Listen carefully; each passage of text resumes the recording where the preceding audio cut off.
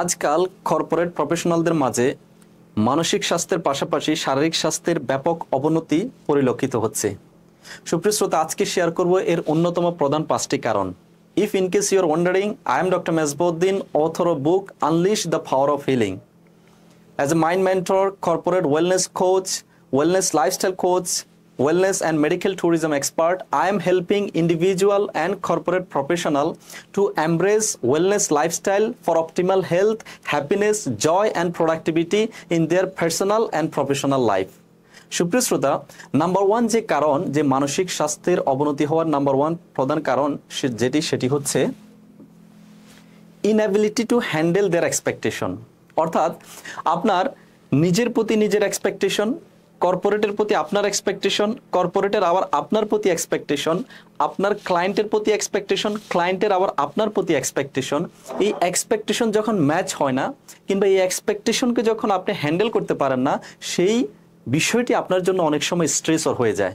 আর সেই স্ট্রেসরকে যখন, সিচুয়েশনাল স্ট্রেসকে যখন আপনি ডিল করতে পারেন না, সেটি আপনার ক্রনিক প্যাটার্নের রূপ লাভ করে, অর্থাৎ ক্রনিক স্ট্রেস প্যাটার্নের রূপ লাভ করে এবং স্লোলি অ্যান্ড গ্র্যাজুয়ালি আপনাকে এক ডিপ্রেসিভ স্টেটে নিয়ে চলে যায়।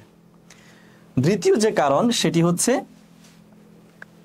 Inability to deal with the situational stress or setbacks. দেখুন, কর্পোরেট প্রফেশনালদের ক্ষেত্রে অনেক সময় তার কলিগের সাথে কিংবা বসের সাথে কনফ্লিক্ট হতে পারে, কিংবা ক্লায়েন্টের সাথে কনফ্লিক্ট হতে পারে, কিংবা তার ওয়ার্ক প্রেশার তার উপর চলে আসতে পারে, কিংবা ইমোশনাল সেটব্যাকসের সম্মুখীন হতে পারে।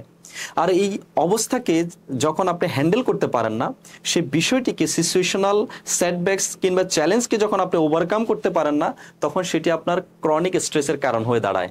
আবার সেটিও আপনার ডিপ্রেশনের একটি অন্যতম কারণ হতে পারে। থার্ড যে কারণ সেটি হচ্ছে পুয়ার ওয়ার্ক লাইফ ব্যালেন্স। অনেক কর্পোরেট প্রফেশনালদের যেটি দেখা যায় সেটি হচ্ছে তারা শুধুমাত্র তার প্রফেশনাল লাইফ নিয়েই ব্যস্ত, তার লাইফের অন্য পার্টগুলোর প্রতি সে গুরুত্ব দিতে পারছে না, ফলে তার এক poor quality of life say lead করছে। দেখুন, আমরা সাধারণত 5 ধরনের লাইফ লিড করে থাকি। আমাদের ফাইন্যান্সিয়াল লাইফ, আমাদের রিলেশনশিপ লাইফ, আমাদের ফিজিক্যাল লাইফ, আমাদের mental, emotional and spiritual life, then হচ্ছে আমাদের প্রফেশনাল অ্যান্ড বিজনেস লাইফ।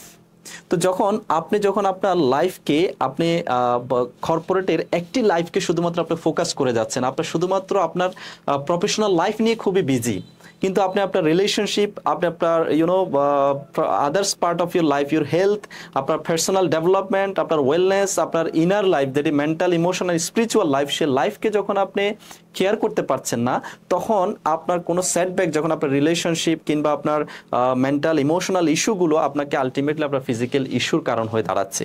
তো সুতরাং এই পুয়ার ওয়ার্ক লাইফ ব্যালেন্সও আপনার ফিজিক্যাল কিংবা মেন্টাল, মানসিক স্বাস্থ্যের অবনতি হওয়ার আরেকটি অন্যতম কারণ। ফোর্থ যে কারণ সেটি হচ্ছে হোল্ডিং নেগেটিভ ইমোশন। দেখুন, কর্পোরেট লাইফে নেগেটিভ ইমোশনের সম্মুখীন হওয়াটা স্বাভাবিক। অনেক নেগেটিভ ইমোশনাল ট্রিগার আপনার আসতে পারে। আপনার আপনি অ্যাংরি হতে পারেন, জেলাসি আপনার মধ্যে আসতে পারে, কম্পারেটিভ মাইন্ডসেট আপনার মধ্যে আসতে পারে, আপনার রিভেঞ্জ টেন্ডেন্সি অনেক সময় চলে আসে। এটি by nature, anger is natural process in our body. এটা আসবেই, স্ট্রেস আসবেই, ডিপ্রেশন স্টেট আসবে, because is the natural process. কিন্তু আপনি যখন সেই নেগেটিভ ইমোশনগুলোকে হোল্ড করে রাখবেন, সেগুলোকে নার্চার করতে থাকবেন, তো আপনি কখনো এই ট্র্যাপ থেকে, সাইকেল থেকে বের হয়ে আসতে পারবেন না। আপনার নেগেটিভ ইমোশনকে আপনাকে রিলিজ করে দিতে হবে। আপনাকে যদি কাউকে ক্ষমা করতে হয়, ক্ষমা করে দিয়ে, কিংবা অ্যাকসেপ্ট করতে হয়, সিচুয়েশনকে অ্যাকসেপ্ট করার মাধ্যমে, আপনার যদি ইমোশনাল ট্রিগারকে প্রিভেন্ট করতে হয়, সেই প্রিভেন্ট করার মাধ্যমে আপনাকে আপনার ইমোশনাল যে নেগেটিভ ইমোশন যেটি আপনি হোল্ড করে রেখেছেন, যে অ্যাঙ্গার, আপনি যে রিভেঞ্জ টেন্ডেন্সি আপনি হোল্ড করে রেখেছেন, সেটিকে রিলিজ করে দিতে হবে।